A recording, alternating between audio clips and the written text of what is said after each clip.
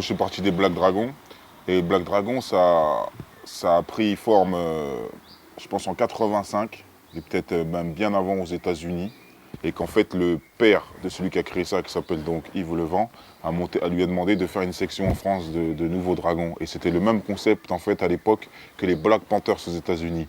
Donc, c'était une lutte contre les fachos. Donc, il est venu en France pour réorganiser les Black Dragons, pour amener une lutte en France et une organisation pour justement lutter. Mais au début, c'était une grosse sorte d'association où les gens, ils revendiquaient, quoi, tu vois. Et c'était une lutte vraiment contre les fachos, l'injustice, quoi. Ça a toujours été les Black Dragons et ça restera toujours à la base une cause. Les Black Dragons, il est créé 20 ans avant ma naissance et c'était par un gars qui s'appelait Yves Simadichon.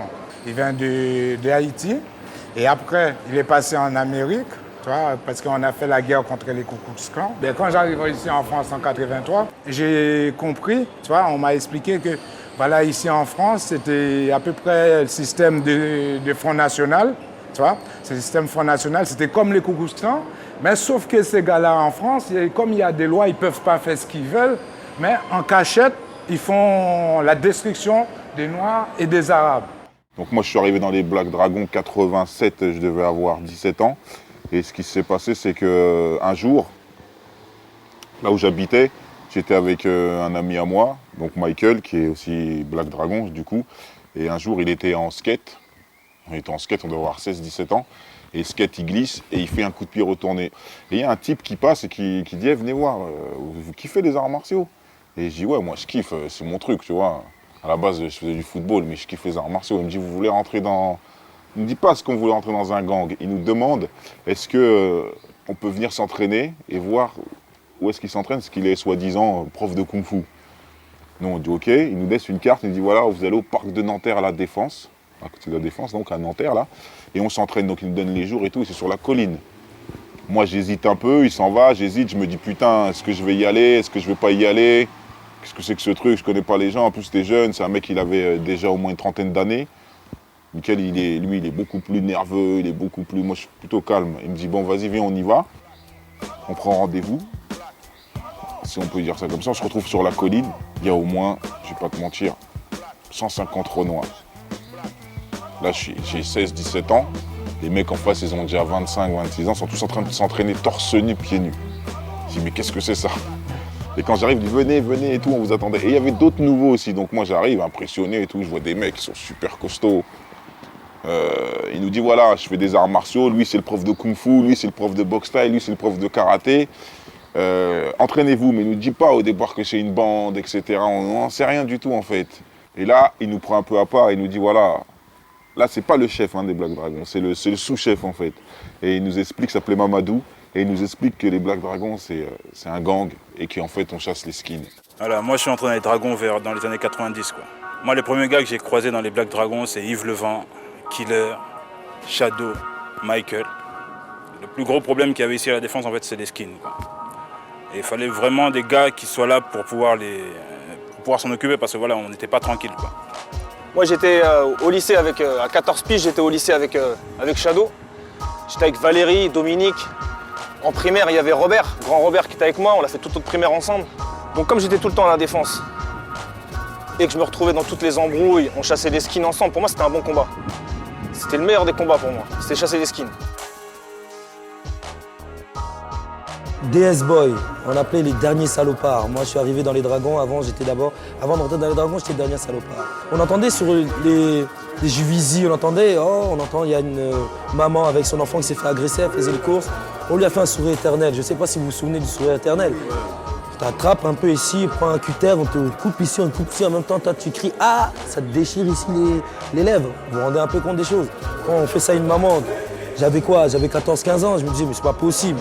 On faisait du sport, on avait des gars, on était OP. On a dit si c'est des shows, si vraiment c'est des skinheads, on va se croiser, on va les se taper.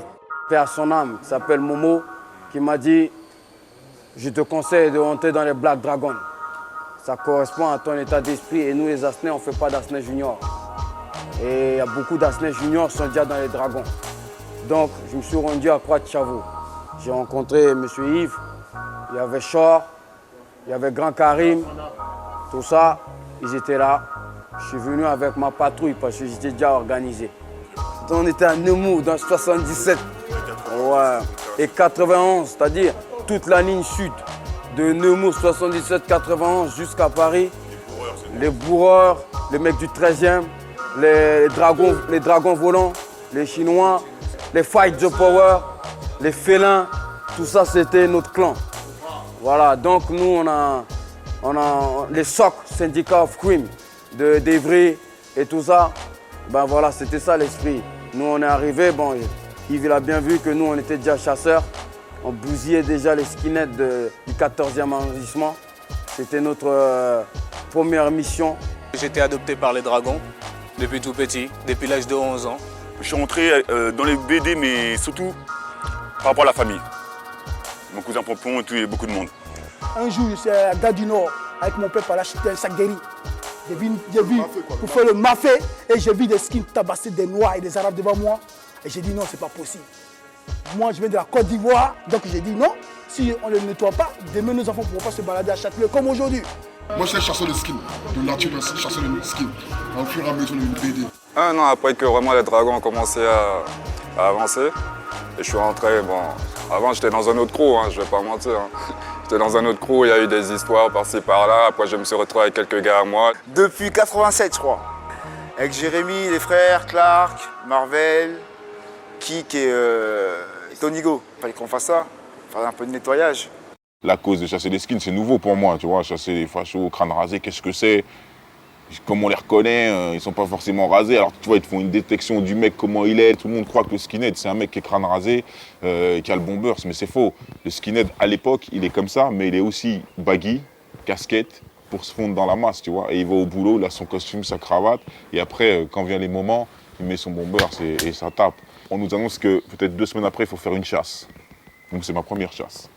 Et là, je me retrouve avec Joe Dalton, Michael, Clark.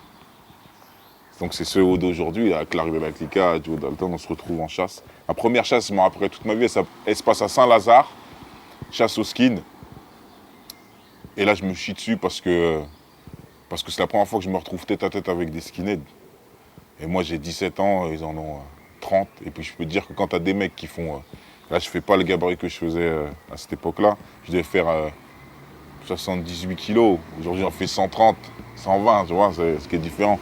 Et là, tu vois des mecs qui sont monstrueux, alcoolisés, avec la haine dans les yeux. Et tu vois, à un moment donné, je comprends rien, parce que les autres sont un peu plus vieux. On est très peu à être beaucoup plus jeunes. Ça charge. Moi, dans la fougue, charge. On s'en sort, il y a des bagarres, je vois du sang, je vois que ça pète. Là, je vois qu'à un moment donné, on dit partez. Moi, je parle avec ce que je fais, je suis les gens que je connais. Mais on est tellement nombreux que tu sais pas qui est qui. Donc, tu suis les gens et je sors de cette chasse-là et je kiffe. Et je me dis, putain, c'est mortel. Maintenant, j'ai compris comment ça marche, c'est la guerre. Et là, tous les soirs, eux, ils voulaient faire une chasse toutes les semaines. Et nous, on dit non. Nous, on vient d'arriver, on veut une chasse tous les soirs. Et tous les soirs, on fait une chasse. Et on commence par Sèvres. Parce qu'il y a un Black Dragon là-bas sur Boulogne qui s'appelle Blacky, qui lui, tous les soirs, parce qu'on avait des dragons de Versailles, tout ça, qui eux, tous les soirs, se tapaient les skinheads. C'est-à-dire que les skinheads savaient qu'ils allaient à la gare, savaient qu'ils prenaient leur dernier train, et ils attendaient à la gare, et les défonçaient à la gare. Et à chaque fois, ils venaient nous voir, et ils nous disaient, putain, les skinheads, ils arrêtent pas de me défoncer le soir, je rentre en courant. Je dis, putain, on va aller les défoncer. Donc il fallait travailler avec l'esprit, l'organisation. Hein, donc il fallait utiliser les moyens qu'il y avait. C'est-à-dire, il fallait avoir des espions, hein, il fallait avoir des gens qui infiltrent le clan ennemi. Donc lui, il a galéré pendant, je sais plus, 6 mois peut-être, à courir, etc. Puis on a dû organiser ça, donc on a fait une réunion, il est venu, il a expliqué son problème. Je lui ai dit, voilà, je galère, là, les skins, voilà. Sauf que nous, on était sur d'autres plans, d'autres descentes plus importantes. Donc à un moment donné, lui, pendant 3-4 mois, il a dû galérer. Donc on s'est mis sur son dossier, en gros, en disant, voilà, Blacky, en ce moment, il galère. Il a les skins sur le cul. Il va à l'école où je sais pas où il y a des skins, donc on va les nettoyer. Donc on s'est organisé à savoir combien ils sont. Essayer de savoir comment ils s'appellent. Mais d'où ils viennent, quoi, parce que peut-être qu'ils sont ça Sèvres, mais peut-être qu'ils viennent de je sais pas, Rueil-Malmaison, c'est rien, Suresnes, d'où ils viennent, qui sait, et les risques, quoi. Donc il fallait faire les choses proprement. Donc c'était programmé, calculé, c'était intelligent. Et donc on est arrivé par exemple au Pont de Sèvres, on a fait un nettoyage radical parce qu'on avait les informations, on avait le moment, l'heure, quel était le chef. Donc nous on a fait une petite surprise, alors que ce soit Blacky qui descend au dernier train, et ben c'était nous, on était une cinquantaine. Et là, surprise, surprise, qu'est-ce qu'ils ont fait? Ils ont commencé à courir, parce qu'il faut savoir que quand vous êtes le même nombre, après, on voit qu'ils sont des hommes et qu'ils sont des lâches. Et donc, ils se sont mis à courir, et là, ils ont pris des balayettes, un petit, tu vois, petit règlement gazeuse. Et on s'est assis, on leur a dit ouais, coup de poing, coup de pompe, on leur a dit demain on est là, lundi on sera là, mardi on sera là, mercredi on sera là, appelez du renfort. Et comme techniquement ils n'avaient pas les moyens d'amener du renfort, ils sont effacés. Pendant 2-3 ans, hein, ça coûte jusqu'à 91, on a attaqué Saint-Lazare, Saint-Michel, Châtelet, parce que Châtelet, la défense était remplie de skinheads. Châtelet, la défense, on voit aujourd'hui à plein de cités, mais à cette époque-là, 88-89, c'est rempli de skinheads. Et là, il y a Batskin, le chef des skinheads. De son vrai nom, on va se taire. On sait que sa mère est procureure. Et il y a un autre truc qu'il faut savoir, c'est que pour les avoir chassés pendant des années, on sait qu'ils ne sont pas nombreux. Des skinheads en France, des vrais, en tout cas à notre époque, il y en avait 100 maximum.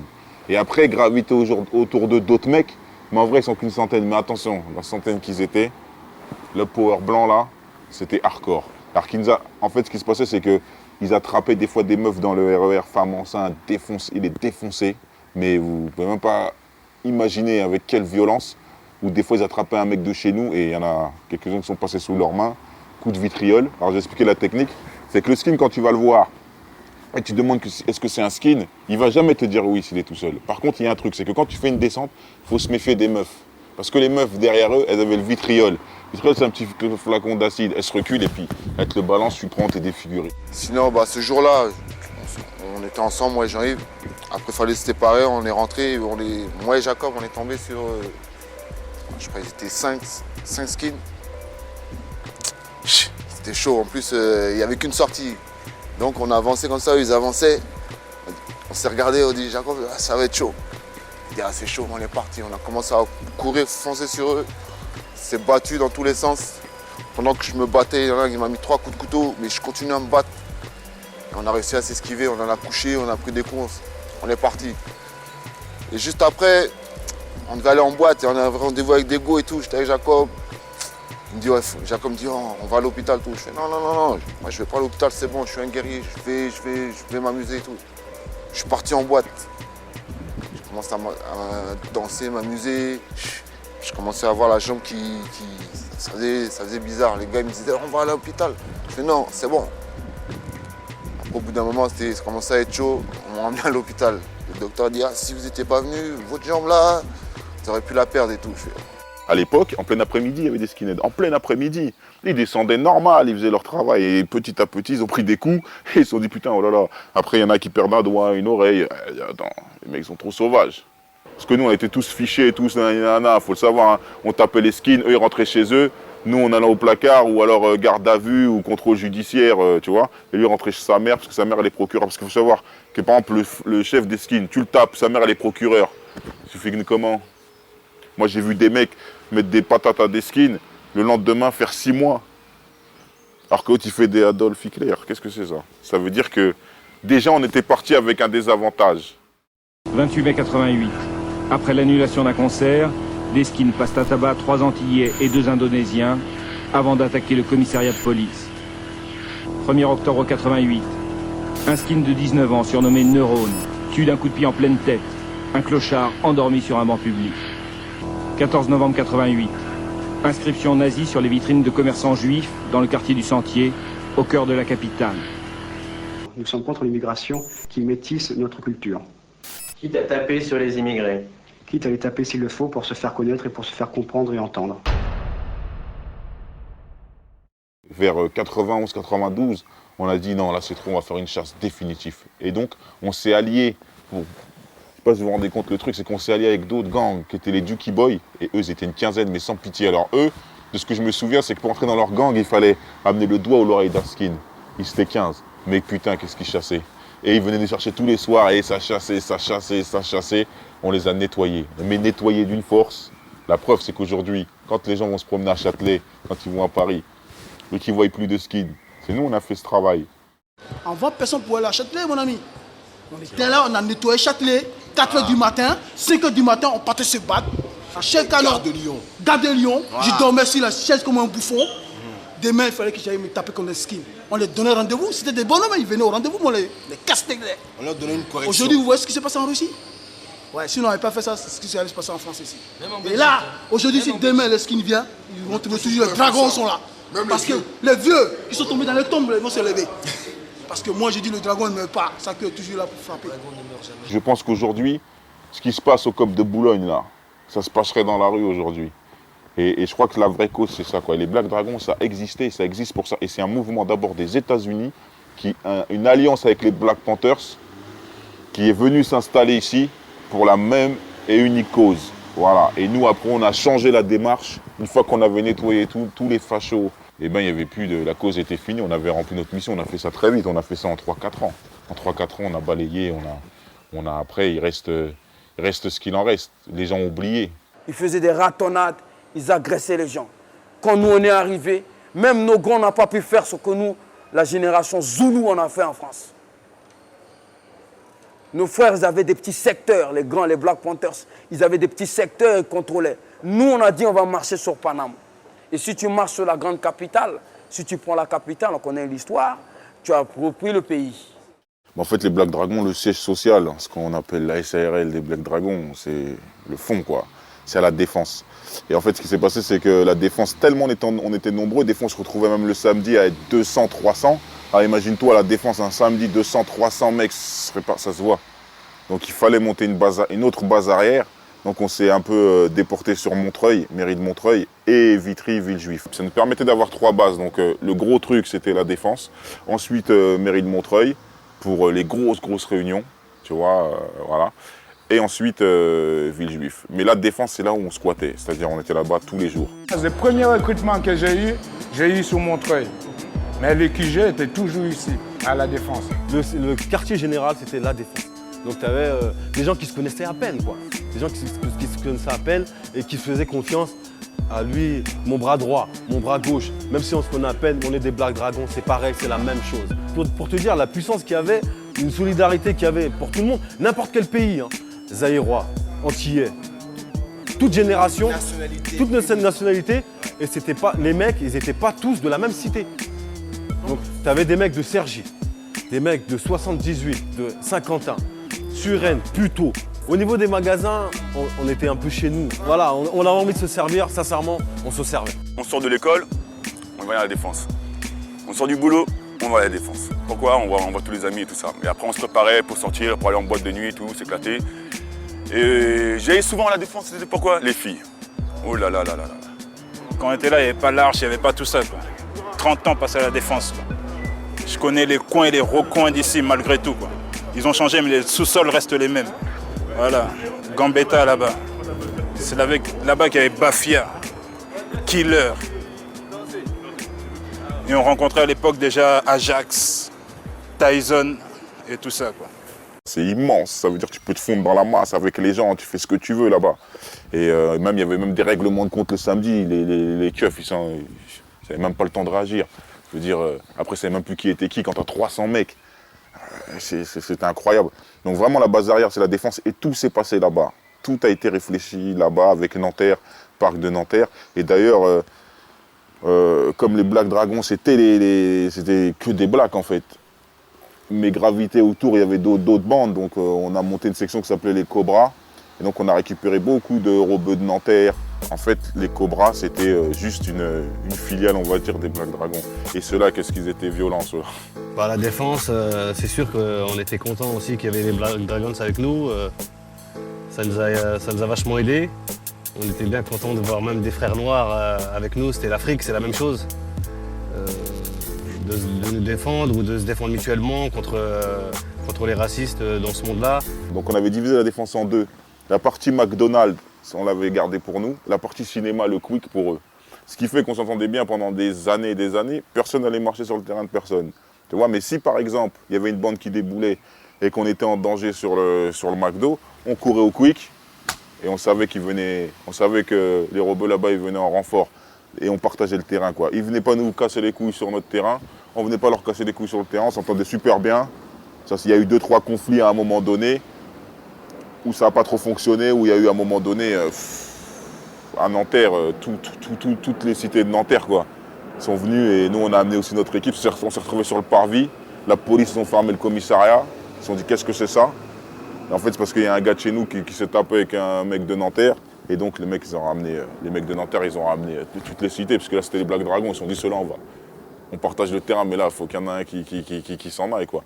Et du coup ce qu'ils nous ont fait, ils nous ont mis tous les sidatiques, tu vois, tous les toxicos devant, fermés. Et c'est Couider de Nanterre, prof de boxe thaï, qui est venu et qui a arrivé sur le parvis, c'est-à-dire le parvis là en face du cinéma où c'est plein, qui est arrivé sur le parvis et qui a tenu une discussion en se disant les gars calmez-vous, il a fait l'arbitre. Et pour que ça se calme, on a pris les deux mecs qui se sont pris la tête, tapez-vous, ils sont tapés, et ça s'est réglé comme ça. C'était le seul conflit qu'on a eu avec eux. Et après, on a monté les Cobra Power. Et là, on a pris du pouvoir. Même la police même qui est sur le parvis ici, même c'est nous des fois qui venaient voir. Quand il y avait le problème des Black Unis, la police venait chercher les Black Dragons pour faire le ménage à la défense. À l'époque, les Black Dragons, ils mangeaient au McDo gratuit pour la sécurité du McDo. Tu en avais à Marseille, tu en avais partout. On était tellement puissants, tu en avais partout. Tout le monde voulait rentrer dans les Black Dragons. Mais Ce matin, on arrivait ici, il y avait une queue ici pour rentrer chez les Dragons. Je me rappelle que quand je suis rentré, c'était l'initiation, quoi. C'est-à-dire que tu arrivais, tu devais te tester, quoi. Avec moi, on m'a mis face à une cinquantaine de mecs et on m'a dit, ouais, c'est le test, ça. Aujourd'hui, tu vas rentrer dans les Dragons. Et ben, il faut que 50 mecs ils vont te sauter dessus, quoi. Et 50 mecs ils m'ont sauté dessus. Et j'ai essayé de me débattre, de me défendre comme j'ai pu. Et j'ai dit, mais qu'est-ce que c'est ça? Et un ancien est venu me voir, m'a dit, tu sais, s'il y a 40 mecs qui te sautent dessus, tu sauras comment te mettre en boule. Parce que tu as beau être le guerrier. Il y a 3 choses qu'il faut savoir. C'est que les 50 ou 40 mecs, ils ne tapent pas tous en même temps. 2, c'est bien se mettre en boule et éviter de prendre des coups de couteau, c'est-à-dire la manière dont tu vas te positionner. Et bien sûr, à un moment donné, si tu es malin, si tu fais le mec inerte, tu es mort. Mais c'est la règle du jeu. Mais tu sais que tu es vivant. Aujourd'hui, si on a vécu, c'est parce qu'aussi notre peur nous a protégés.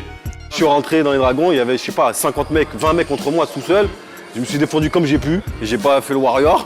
Voilà, je me suis défendu comme j'ai pu. Tout le monde s'est défendu. Celui qui devait rentrer là-dedans, il devait passer des tests. Et si tu n'étais pas capable, tu ne rentrais pas dans les Black Dragons. C'était sûr, clair et net.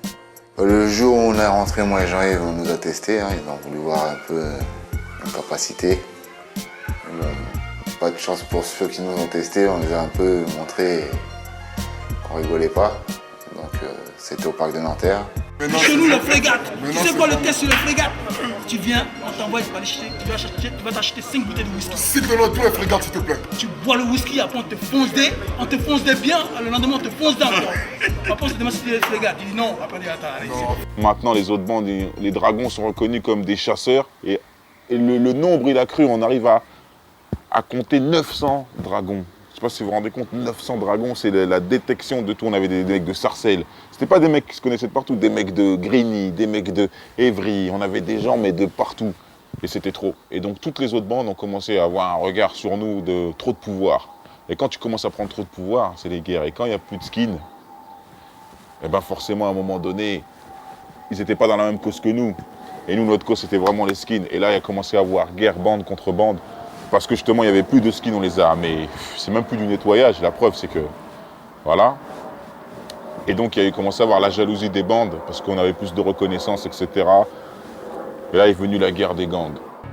Et après, les skins, on les a laissés, on les a mis de côté, c'était les bandes, parce qu'il y avait de la jalousie. On disait, ah, c'est qui ces guerriers là? Ils s'entraînent au parc de Nanterre. Ils sont chauds, les go, les filles sont derrière eux. C'est qui eux? C'est Black Dragon, on entendait Black Dragon partout. On avait nos styles à nous. Quand on sortait, on voyait un BD, on savait que c'était un BD. On était Winston au pied, Fly mignon, beau gosse. Une coalition de gangs qui sont venus et qui ont fait une grosse descente sur la défense. Nous, on était une quinzaine. Moi, je montais l'escalator en bas, là, au niveau du RER. J'étais avec Jean-Yves, je dis bonjour à tout le monde. Et je commence à tracer. Et d'un seul coup, là, j'entends crier. Il y a au moins 60, 70 mecs, 80 mecs, je sais pas combien ils étaient, c'était un truc de fou, ils venaient dans tous les sens, qui sautent sur tout le monde. Jean-Yves, il se sauve, il court, 10 contre 80, tu peux rien faire, c'est pas possible, tu vois, c'était une descente, c'était par surprise. Moi, j'arrive à me planquer dans un magasin, et je vois Jean-Yves, il court. Et je vois à peu près au moins 30 mecs derrière, parce que c'était séparé en plusieurs groupes. Qu'est-ce que je fais? Je vois, vous êtes en galère. Moi, j'ai réussi à me planquer. Je ressors et je cours derrière les cums. C'est-à-dire que Jean-Yves, il court. les mecs, ils sont 30 derrière à courir derrière Jean-Yves. Et moi, je cours derrière les 30. Je dis, ouais, dès que ça va se confronter, bon, bah voilà, j'ai de mon pote. Et moi, je me retrouve d'un seul coup tout seul. Eux, ils disparaissent. Donc les gars, ils s'arrêtent. Et quand ils s'arrêtent, ils se retournent. Et qu'est-ce qu'ils voient? C'est moi. Voilà, j'ai voulu jouer vaillant, je les ai traversés, j'ai fait comme ça, tu vois, j'ai voulu jouer le fier. Et voilà, ça même pas 2 secondes, ils m'ont tous sauté dessus, ils m'ont défoncé. Voilà, je dis la vérité, ça a été un carnage. Ils m'ont traîné sur 15 mètres, j'avais la tête, c'était Elephant Man. Tellement ils étaient beaucoup sur moi, ils n'ont pas pu me planter. Ce jour-là, ils ont tiré sur Ambroise. Ambroise, il a failli mourir. Il y en a 2, 3 qui ont été à l'hôpital. Et moi, j'ai eu de la chance. La chance que j'ai eue, c'est que, bon, voilà, trop de mecs sur un, t'arrives pas à le taper. Donc ils m'ont défoncé de haut en bas, là, éclaté la bouche, le nez et tout, voilà. Mais ils m'ont pas planté. Donc je m'en suis quand même bien sorti. Mais ce jour-là, ça a été un jour décisif en fait pour moi, quoi, tu vois. Moi, une semaine après, t'as vu, moi je suis sorti de l'hôpital, je suis arrivé, j'ai fait les gars, j'ai dit il n'y a plus moyen. On s'est réunis avec Jean-Yves, t'as vu, je t'ai dit, il n'y a plus moyen. J'ai dit maintenant, moi je suis avec vous. Je suis avec vous et c'est fini, quoi, on est ensemble maintenant. On est dans les mêmes galères, on s'est embrouillé, mais là maintenant j'étais à l'hôpital. En fait, c'est avec mon sang que je suis rentré, quoi. C'était ça mon test à moi. Donc après, les gars, ils se sont réunis. Eddie, Levent, il a dit, ouais, celui-là c'est un dragon, il est avec nous dans toutes les descentes. En plus, maintenant, il a saigné pour ça. J'ai dit, maintenant, il est avec nous. Et ensuite, après toutes les descentes et toutes les réunions, après, j'étais là. Et c'est depuis ce jour-là, grosso modo, qu'on peut dire, j'ai été accepté en tant que BD. Voilà, ça a fait un peu l'exception à la règle. Et ce qui s'est passé, c'est que le chef des Black Dragons, Yves Levent, il est tombé au quart plat en fait. Et quand ton chef tombe au placard, à un moment donné, tu as 300 mecs, en gros à la défense, qui sont déboussolés. Il faut reconstituer comment on fait, le mec il a pris 1 an, comment on va faire. Et donc ça se divise un peu, il y a des clans. Et dans ces clans-là, il y a des gens qui font des choses un peu bizarres, qui ne sont pas des vrais guerriers non plus. Parce qu'il faut savoir qu'il y a des gens aussi dedans qui sont là pour les meufs, d'autres qui sont là pour... Ils sont là comme ça, pour aller en boîte. Tu vois, et quand on vient le jour de la descente, il n'y a personne. Donc moi, je sais qu'ils étaient pendant la descente. Je sais qu'ils sont des bonhommes. On est une 50aine, c'est des bonhommes. Pendant les chasses, tu les vois devant. Tu sais toujours, tu les vois devant. Ces noms-là, de toute façon, ils reviennent à chaque fois entre nous, tu vois. Puis il y a ceux qui sont arrivés après. Mais les vrais soldats, les vrais, eux, là, ceux qui voilà, avaient un vrai truc. Eux, après, chacun veut un pouvoir. Chacun veut un truc. Donc le chef, il est plus là. Qu'est-ce qui se passe? Bon, on fait un peu n'importe quoi. Les meufs, après, c'est les meufs d'un autre mec, d'une autre bande. Ça se passe comme ça. Et maintenant, les gens, à part jalousie, si tu touches à la meuf d'un autre mec, forcément, il n'est pas d'accord. Et c'est une autre bande, donc la guerre, elle commence. Ça commence toujours comme ça. Les causes pour lesquelles des gens sont morts chez nous, à un moment donné, des gens ont pris des balafres, des gens se sont fait taper, c'est pour des meufs. Tu vois ce que je veux dire? Et ça, c'est une leçon qu'on doit apprendre dans la vie, parce qu'à un moment donné, t'as plus de chef, t'as plus rien, et puis on dit, viens, on va à la guerre, plus personne ne va te dire, stop, attends, faut peut-être qu'un... Alors qu'avant, le chef, ce qu'il faisait, il calmait. Il disait, attends, on va voir ce qui se passe. Ben là, non. Après, il y avait des pseudo-leaders, et forcément, pseudo-leaders, ils sont en mode guerrier. On leur a appris à faire que ça. On nous a pas appris à discuter, on nous a appris à faire la guerre. Donc, à chaque embrouille, on descendait à 300, et voilà, c'était du... On en attrapait un et nous, on le lynchait. Eux, ils attrapaient quelqu'un de chez nous, on le lynchait, c'est une guerre sans fin. J'étais avec, comment il s'appelle, Idriss, tu te rappelleras. Il s'est fait chicoter après par les dragons parce qu'il sait ce qui s'est passé. On devait aller en boîte, c'était à Châtelet. Ouais, où il y a les frites merguez, tout ça là. Et là-bas, on était en pleine guerre avec les RJ. Là, je les cite parce que ils ont été traites ce jour-là.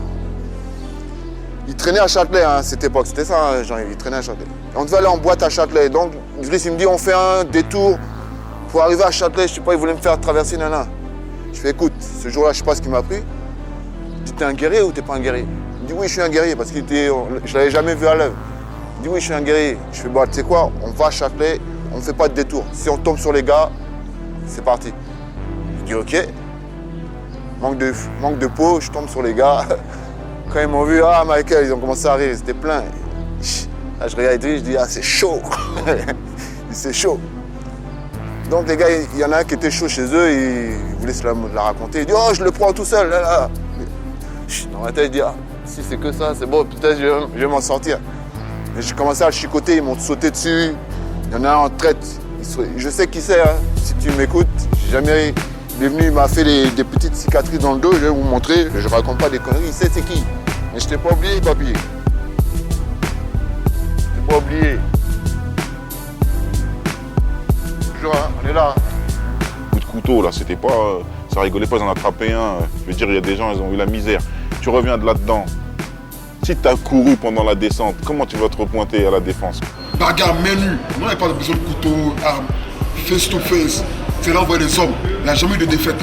Quelques rares fois, quand on a pu un peu, on prend des défaites. Tête à tête, toute la bagarre. On gagne toujours, t'es toujours vainqueur. Toujours vainqueur. Faut remarquer. Toujours vainqueur. Il y a eu beaucoup de bandes, hein. Maintenant, t'es les meilleurs. Alors, qui contrôlait Paris à cette époque-là? Ce qui est clair, c'est que les Black Dragons, on en a entendu parler et on entendra parler comme une légende, parce que tellement on étant nombreux, difficile de mettre des vraies têtes en face de nous. Moi, je pense qu'on a lutté des années avec les RJ, encore on s'est fait une guerre, voilà, et les Mendy. Voilà. Moi, c'est ces gens-là avec qui on a lutté, mais pour une cause, personne ne sait pourquoi ni comment. Comment ça a commencé, je suis incapable de te dire. Comment ça s'est terminé, je suis incapable de te dire. Aujourd'hui, ce qui est sûr, c'est que moi, dedans, dans ces ennemis, il y a des gens que je connais. Et pendant le mouvement, quand je me suis battu avec eux, c'était même pas des êtres humains pour moi. Je me suis dit, là, on considérait même pas leur tête. Enfin, s'il y avait des têtes à prendre, quoi. On pouvait se flinguer sans se poser de questions. Et aujourd'hui, quand le temps est passé et que je discute avec certains d'eux, ils sont comme moi, les mecs, en fait. Et si je leur demande la cause pour laquelle on s'est mis sur la gueule, il n'y en a aucun qui peut me dire la raison. Par contre, je sais un truc. RJ, Mendy, Dragon, en face, c'était des bonhommes. Le Black Dragon, il vit avec les arts martiaux. Il ne peut pas respirer sans les arts martiaux. L'art martial, je peux pas vous expliquer. C'est se lever ce matin, respirer, penser. Il y a des gens qui sont nés pour faire ça. Moi c'est mon truc, quoi. Les dragons, sans ça, il n'y avait pas de raison de rentrer dedans, quoi. C'est tout ce qui m'a d'ailleurs amené chez les dragons, c'est que j'ai aimé les sports de combat. Il faut bien expliquer une chose. Black Dragon, c'est la mythologie des arts martiaux, les techniques des animaux. Que tu pratiques le karaté ou machin, tout est inspiré de la nature. D'accord? Le vent, etc., tout ça. Donc si tu adhères à l'esprit des arts martiaux, tu dois être forgé mentalement ainsi que physiquement. Et tu marches avec ton cœur et ta conviction. Donc l'honneur, dignité, loyauté, force, code d'honneur. À partir du moment que tu dis dragon, ça va de soi que n'importe qui pratique, qui rentre, qui intègre, qui adhère à l'esprit de Black Dragon doit pratiquer les arts martiaux. Et nous tous, on a commencé les arts martiaux quand on était gamins, quoi. Moi j'ai commencé en fait par le karaté à l'âge de 7 ans à peu près. J'ai continué, j'ai eu ma ceinture noire à 15-16 ans. Et après je suis passé par le taekwondo directement, quoi. Parce que je trouvais qu'au karaté on n'arrivait pas vraiment à se toucher, c'était pas vraiment ça, quoi, à l'époque. Et le taekwondo, j'ai démarré le taekwondo à partir de là jusqu'à maintenant. J'ai fait du foot et du taekwondo en Côte d'Ivoire. J'ai toujours jonglé avec les deux. Et on m'a toujours dit que si j'avais choisi une branche, j'aurais pu faire carrière. Voilà. Avec tout ce qui s'est passé après. J'ai commencé la boxe anglaise à 14 ans. J'ai fait à peu près 6 ans d'anglaise. Le parcours sportif, il a été un petit peu freiné par les blessures. Mais sinon, j'ai été blessé avant la quart de finale du championnat de France. J'ai réussi à aller en demi-finale du championnat de France et blessé au bras gauche. Et ensuite, j'ai boxé quelques indépendants, professionnels, et j'ai arrêté sur des victoires, quoi. J'étais puncher, donc voilà, boxe anglaise. Ensuite, j'ai enchaîné autre chose. Et après, j'ai plutôt fait les arts martiaux, penchak silat, tout ce qui est un peu self-défense. Et voilà, ça, c'est à peu près mon parcours sportif. Aujourd'hui, moi, mon truc, ça a toujours été plus la boxe taille, de la boxe taille, du kickboxing. Je sors de là et pour moi, c'est pas faire un sport, c'est apprendre à vivre avec ça, quoi. Et mais un truc que je voudrais dire, c'est que je suis monté sur les rings, j'ai combattu. Je pense qu'un vrai combattant, c'est quelqu'un qui a peur. Et il y a 2 règles dans cette vie, c'est maîtrise ta peur, quoi. Et la différence entre celui qui va monter sur le ring, c'est la différence entre le héros et le lâche. C'est qu'au début, on est tous des lâches. Et après, celui qui avance le pas devient un héros. Et c'est ça la seule différence. Mais au départ, on est tous pareils, on vit avec la peur. Et c'est cette adrénaline, ce truc qui fait que parmi nous, parmi les dragons, on avait cet esprit de combattant, de toujours aller plus loin. Toujours les arts martiaux nous poussaient toujours plus loin. Parce que justement, cette peur, tu vis avec. Et la seule fois où j'ai ressenti cette peur, quand j'allais dans les chasses d'esquine, etc., dans n'importe quelle descente, c'était sur le ring, dans le vestiaire, avant de monter, se demander qu'est-ce que je fais là, pourquoi je suis venu, me rappeler est-ce que je suis un vrai guerrier, mais le mec je le connais même pas. Et quand j'allais dans la chasse aux skins, c'était pareil, j'étais avec des mecs, je dis peut-être que je vais pas revenir, et est-ce que je suis bien entraîné, est-ce que je suis préparé? Et tout ça, tu vis avec. Et quand tu l'as depuis très jeune, et ben aujourd'hui, à l'âge que j'ai, je vis avec, je respire avec. Aujourd'hui, j'ai plus de raison de monter sur le ring ni de combattre. Et je pense que c'est une recherche de soi-même, une paix intérieure que de pratiquer pour aller au plus loin. Parce qu'il y a le corps, mais la tête, elle est nos limites. Ce qui fait marcher le corps, c'est la tête. Et ce qu'on pratique, le kung-fu, le karaté, la boxe thaï, ça te permet d'aller plus loin et d'apprendre à te connaître. Et plus tu te connais, plus tu mets des limites avec les autres, plus tu en mets avec toi-même, plus tu deviens respectueux. On se retrouvait dans des championnats, on a fait preuve de beaucoup de bravoure et de résultats dans les championnats. Et de nous est né les plus grands champions des arts martiaux aujourd'hui. Quand on parle de Pascal Gentil en taekwondo et de toute l'équipe de France, Michael Bourreau par Pompon, tout ça. Hein? Jean-Yves a formé les champions du monde de kickboxing, boxe thaïlandaise, boxe anglaise. Tony Go a été un grand champion de boxe anglaise. Daddy Lurcy, rappeur, etc. Hein? Doigté Aurélien a été formé par Jim Tono, Jean-Michel, un dragon de Villejuif, qui a été champion d'Europe et tout ça de kickboxing et de boxe américaine. Il y a un des frères aussi à Île Saint-Denis qui est champion de boxe française plusieurs fois, champion du monde, etc., qui adhérait à l'esprit des dragons.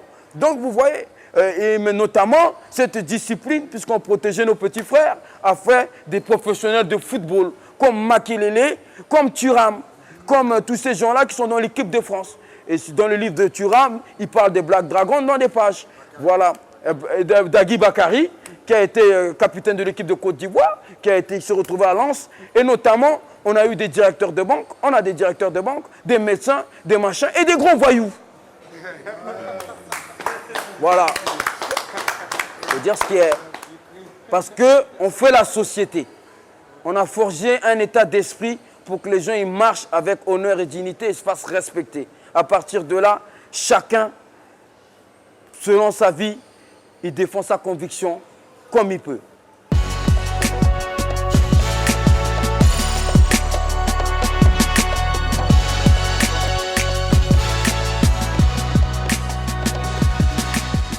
Dans les années 80 jusqu'à 90, dans les rues de Paris, quand on arrivait en troupe habillée pareil, eh ben, on disait telle boîte, vous ne faites pas rentrer les gens de couleur, la boîte ne va plus exister.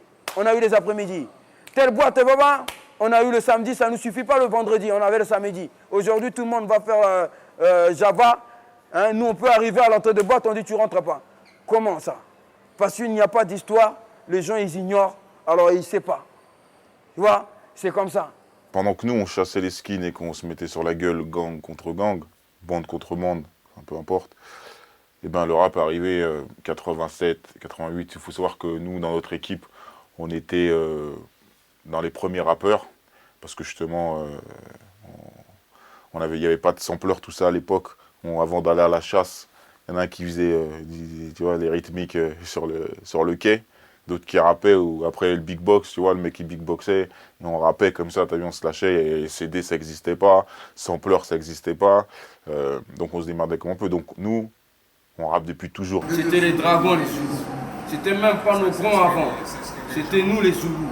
Et les gens, ils savent pas que c'est nous, on écoutait du rap et on s'habillait comme les rappeurs aujourd'hui.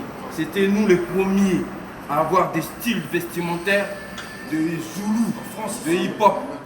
Et quand le premier CD est arrivé dans le rap français, c'est-à-dire l'autoprod, je crois, si je me souviens bien, c'est 94. Voilà. Et moi, c'est un mec qui m'a dit, tu sais, les rockers, ils font des CD en indé, il faut faire ça dans le rap, quoi. Et pour nous, on devait être un des premiers à faire ça.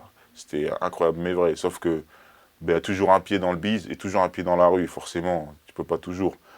Aujourd'hui, on regarde le rap comme un business. Mais franchement, mon point de vue aujourd'hui, par rapport à avant, c'est que quand c'est arrivé, on disait, putain, c'est une culture, c'est la culture hip-hop, c'est notre truc, les gens, ils parlent de rue, ça nous parle. Au début, que ce soit NTM ou les autres, ça nous parlait. Mais aujourd'hui, franchement, c'est des narvalos, c'est dégueulasse.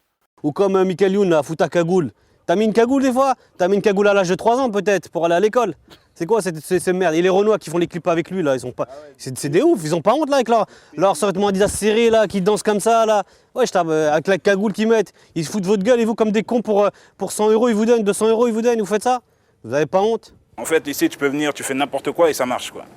Tandis que le gars qui a vécu, qui vient, qui prend son temps et tout, qui se comporte vraiment comme un artiste, quoi. Mais il n'est pas reconnu, quoi. Et c'est ça qui est bizarre, bon, qui est incompréhensible. Mais pour moi, en fait, c'est parce qu'en fait, c'est la société qui est comme ça. Et puis le rap est à l'image de cette société, quoi. Qu'est-ce que tu veux prouver? Que t'es un type plein de vices, et que t'aimes les tripes plein de risques. Ils débarquent du jour au lendemain, oui, j'ai fait ça, j'ai fait ceci. Ils n'ont rien fait. On ne les connaît même pas.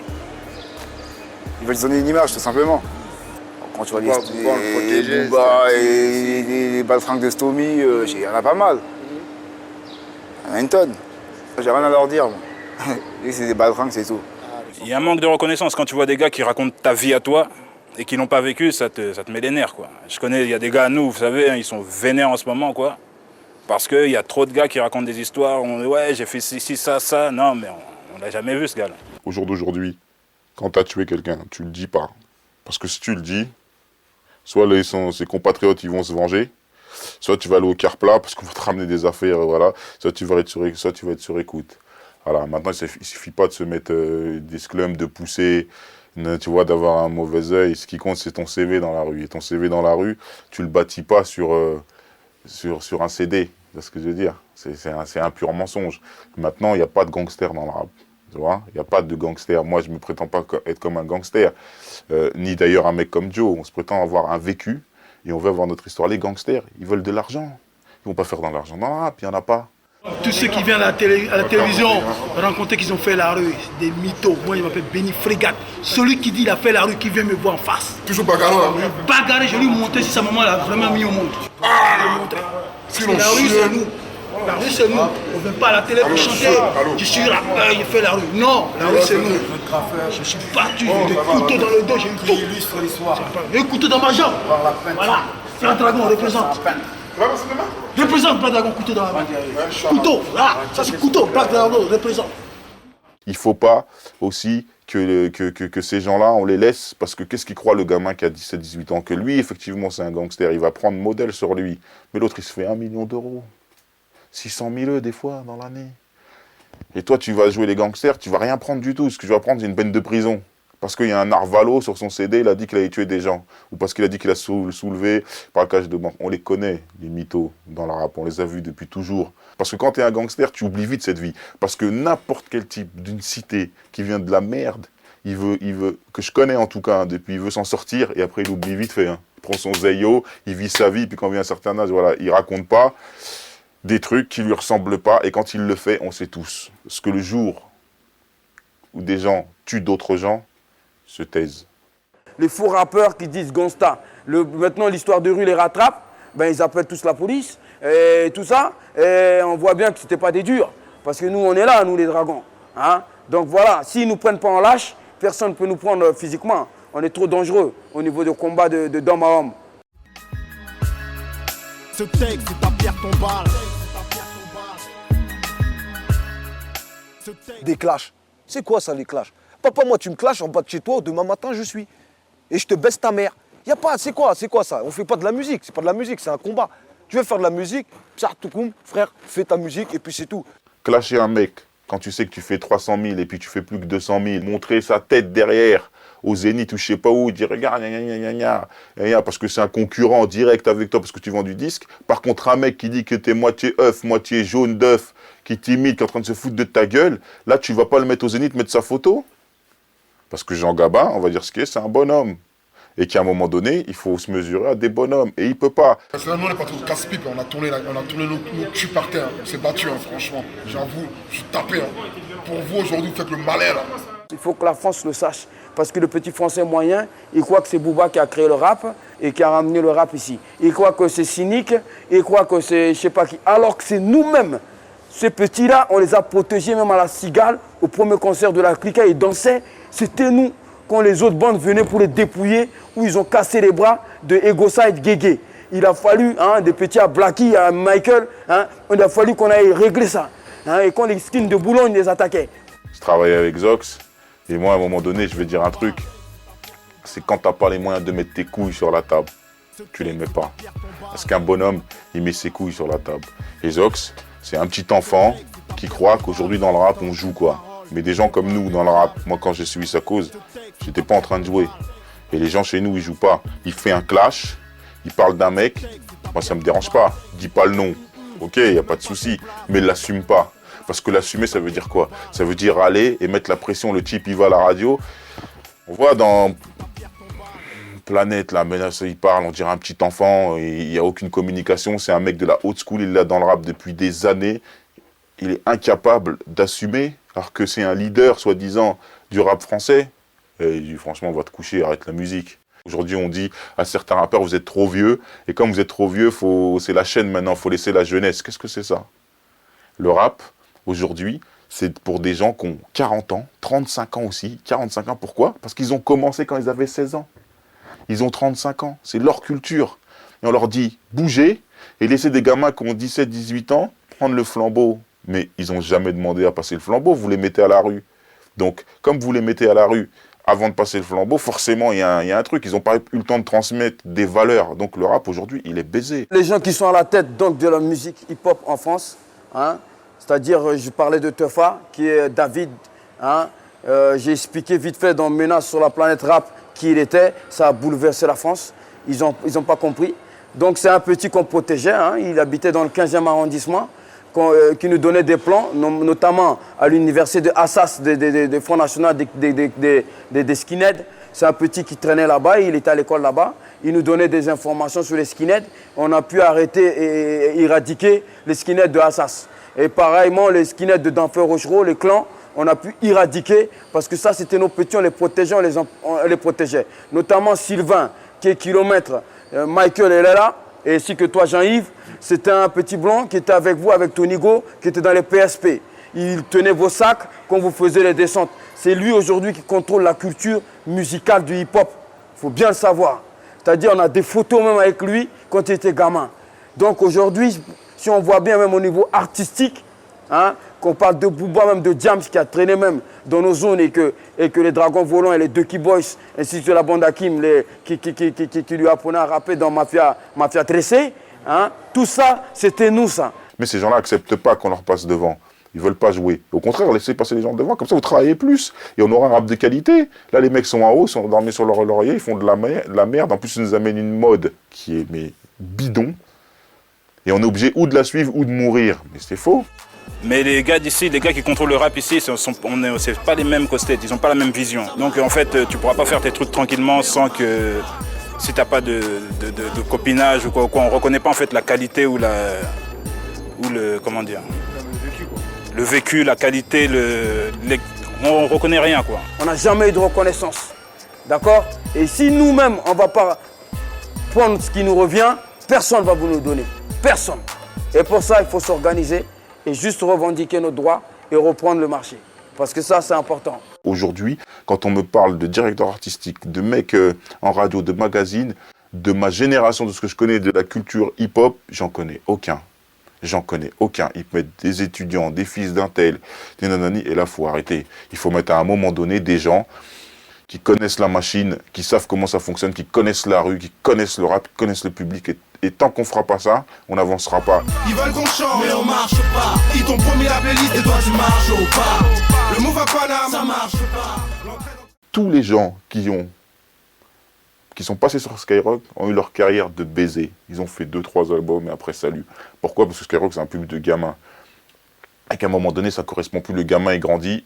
Et nous, on est encore là, on veut du vrai rap. Moi j'ai 36 ans, je veux du vrai rap. Mais quand tu choisis de choisir des enfants, tu vois ce que je veux dire? Il faut l'assumer. Il faut assumer qu'à un moment donné, ils vont grandir et qu'ils vont passer à autre chose. Donc notre regard dans le rap en se disant, bon, Skyrock, c'est bien. Skyrock, il passe du rap. On va arriver à un truc où le rap va s'ouvrir, ça va grandir. On va pouvoir... Or, c'est faux. Ça n'a pas du tout grandi. Les gens qui maîtrisent les radios, les directeurs, ben, c'est pas les gens qu'il faut. Si on leur demande d'où vous sortez, je sais pas, moi j'ai parlé de Lenny. La génération était coursier, le bordel. Qu'est-ce que c'est ça? T'es coursier, tu passes directeur. Ces gens-là, on allait les sauver. Ils criaient au secours, il y a des gangs qui veulent nous tuer, non, on venait les sauver. Aujourd'hui, ils nous manquent même de respect parce qu'ils font un peu d'argent. Ils sont passés d'une association à une SARL. Aujourd'hui, il est temps que les dragons, ils marchent avec fierté et qu'ils arrêtent de faire la courbette devant ces gens-là et qu'ils reprennent leur blason, leur couronne.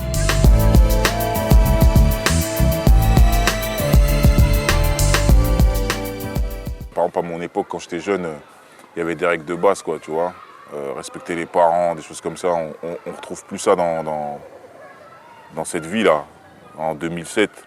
Et ça c'est triste. Et je pense qu'il y a autre chose à faire que de brûler des voitures. Et à un moment, il faut réfléchir parce que ça nous fait du mal. Et ce mal-là, tu vois, moi j'ai des gosses et ils vont payer les pots cassés, quoi. Mais les petits, ils n'ont rien à faire. Mais on leur parle, on essaie de les inciter à bien faire les choses. Bon, surtout par rapport aux élections, on les incite à voter. Mais ils sont quasiment tous, à 90%, ils sont partis voter. Franchement, ils ont fait leur papier, tout ça, ils ont assuré. Les petits, ils ont plus d'argent dans le business que à l'école, donc c'est très dur vraiment de discuter avec eux. Nous, on a compris, parce que bon, autour de nous, on parle énormément. Clean, on ne se voit pas souvent, mais dès qu'on se voit, on discute et tout. On me conseille, me parle. Moi, j'ai toujours su, j'ai 35 ans, je les ai eu le 21 juin. Mais toujours, mes aînés, ils ont toujours été derrière moi. Ils ne m'ont jamais lâché.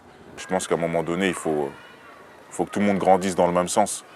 Et arrête de faire des guerres de cité qui sont inutiles et en plus qui nous défavorisent aux yeux de l'État. Tu vois, parce qu'aujourd'hui, tout ce que les anciens ont essayé de construire, la jeunesse qui arrive derrière, elle va la détruire. Et on peut voir ça dans le monde durable, dans le monde du travail, dans le monde de la vie. Et je peux comprendre aussi parce que il y a des choses, c'est que dans ce système français, on vit trop dans les peut-être. Et je comprends qu'un jeune qui va au travail, on lui dit reviens demain, peut-être qu'on va te donner le poste, peut-être pas, ou c'est pas moi, c'est l'autre. Tu vois, dans les boulots, c'est un peu comme ça. Et que les jeunes qui arrivent derrière nous, ils n'ont plus envie de peut-être, quoi. Ils veulent que ce soit concret, ils veulent tout de suite. Et forcément, ça amène des fois à de mauvaises choses. Et les jeunes qui sont nés là-dedans, comme ils n'ont pas vu des gens qui se descendent, qui leur jettent de l'acide sur eux, qui leur mettent des coups de couteau ou avec des fusils qu'ils ont de chasse, ils leur tirent dessus ou les jettent dans la Seine. Et bien comme ils ne subissent pas ça, ils croient que leur problème, c'est leurs voisins qui leur ressemblent. Alors ça devient des guerres de cité, des guerres de porte à porte, et après ils se disent on est les kings, parce qu'ils croient que la France va les laisser faire tout le temps. Alors que nous, si on a été éradiqués, nous qui étions solides et durs, eux, ils vont être éradiqués à un moment donné. C'est clair et net, c'est une question de temps. Et c'est à ça qu'il faut réfléchir. Il ne faut pas donner crédit aux gens qui, eux, justement, n'attendent que ça. Et se servent de cette violence, d'une violence... Vous savez, il y a une chose, c'est que dans la cité, il y a ceux qui imposent la violence, qui la cherchent, et tu as ceux qui s'en servent. Et souvent, les têtes, celles qui sont en avant, celles-là, elles prennent jamais.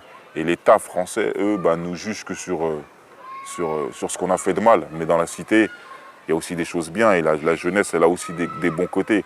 Il faut sortir ses bons côtés. C'est vrai, comme disait Joe ou d'autres gens dans ce DVD, on a fait des footballeurs, on a fait des grands athlètes de haut niveau. Il ne faut pas oublier ça aussi. Maintenant, mon combat, il est autre.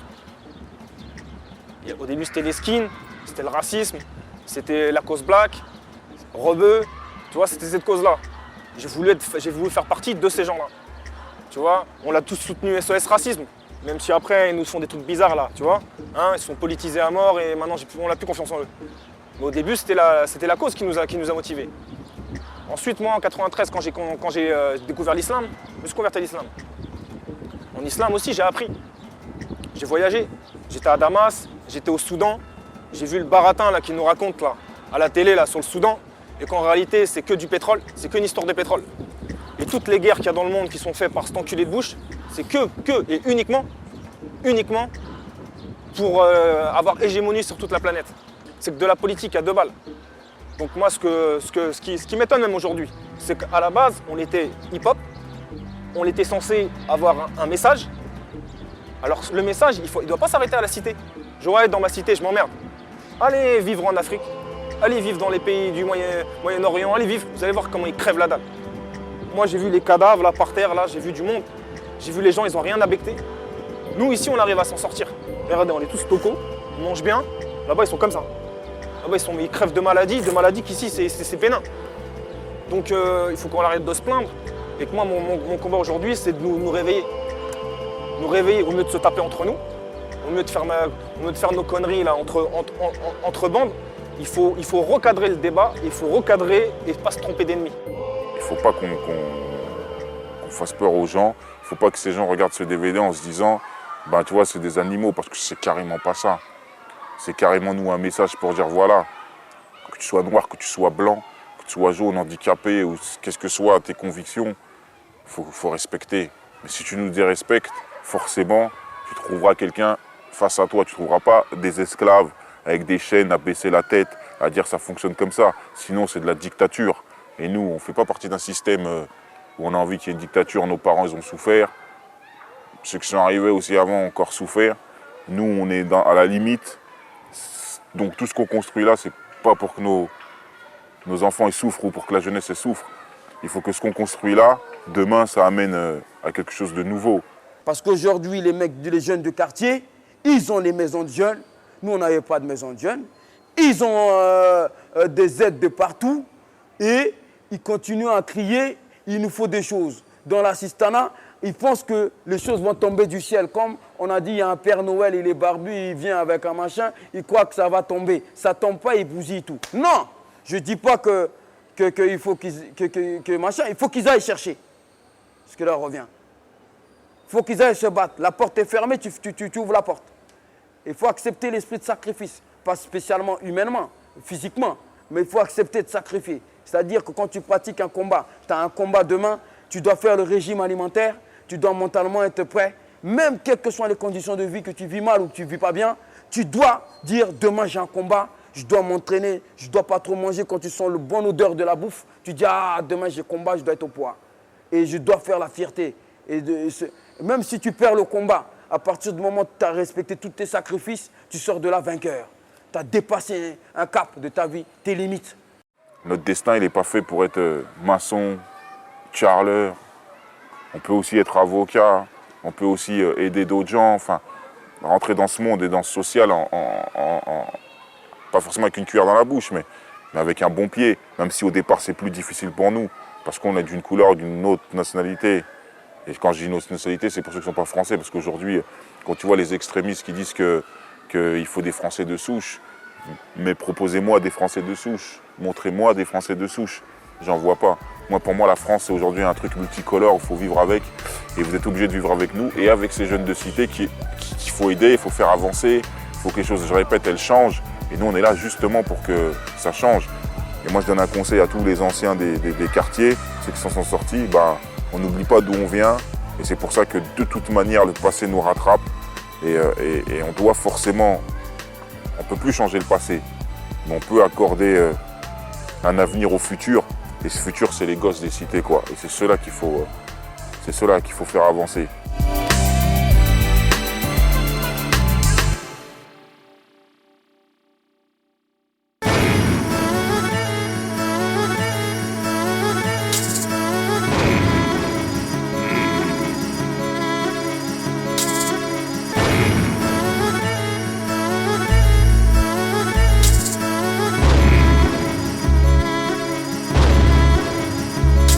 C'est la fin de tout, et plus je tousse, et plus rien qui tient le bout. Que même le diable ressent trop, y'a quoi? Ce monde sombre, guerre bombe, plus on avance. Et plus le soleil nous fait de l'ombre, plus le sommeil les tombe. Et quand vient la pluie, les battes, et les hommes dépeignent. Regarde les tchétchènes, et les esclaves dans les chaînes. Faut qu'elles comprennent, que quand viendra la pluie, viendra la peur de l'inconnu. Les corps nus, les gosses nus, dans ce monde on n'en plus le temps, on n'a plus le temps. Et l'espoir en a mis tant pour que l'avenir soit fluctuant pour les truands. Criant, arme à la main, friand, déchus, que les anges les ont déçus, déchirent, comme des rimes contre nature, une vie contre Nathan, Satan, putain je te déjà dit, c'est un sale temps, attends. À moi tout seul je suis un gang, à moi tout seul je tue les gens, à moi tout seul je suis le bon, le truc et le truand, à moi tout seul je suis gangsta, à moi tout seul je tue les gens, à moi tout seul je suis le bon, le truc et le truand. J'ai pas le bon teint, ni pris le bon train. J'suis explosif dans mes lyrics, fais péter les rimes jusqu'à ton larynx à l'arrêt. Marque un arrêt, écoute ça, dans la rue à ce qui paraît. parrain, mais dehors tout le monde a faim. Y'a faux et enfoiré, on est fada. Soldats intifada, en faction, alors on résiste. C'est une balle pour la balistique, balise pas papa. Une balle pour toi et là-bas, ouais, pour toi. L'embargo, un limbago dans le dos, tourne pas ton dos.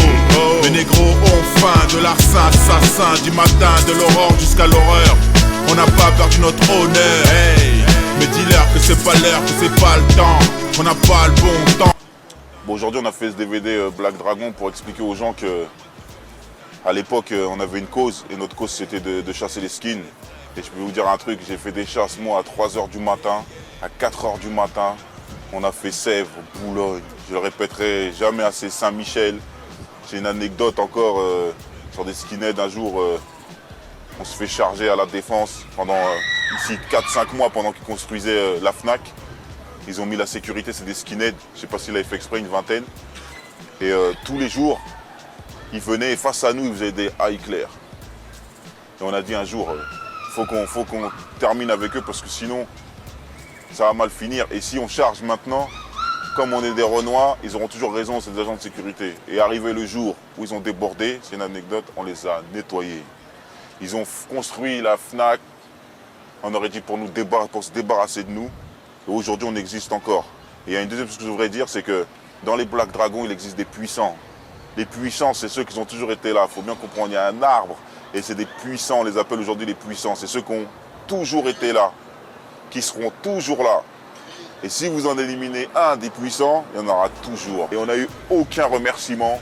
Et aujourd'hui, le rap, les artistes, l'industrie, ils nous ont oubliés et on fait ce DVD pour que jamais, mais jamais les gens nous oublient et qu'ils sachent que les Black Dragons, c'est pas une légende. Parce que depuis, avant ce DVD, on avait mis des visages sur 2-3 personnes.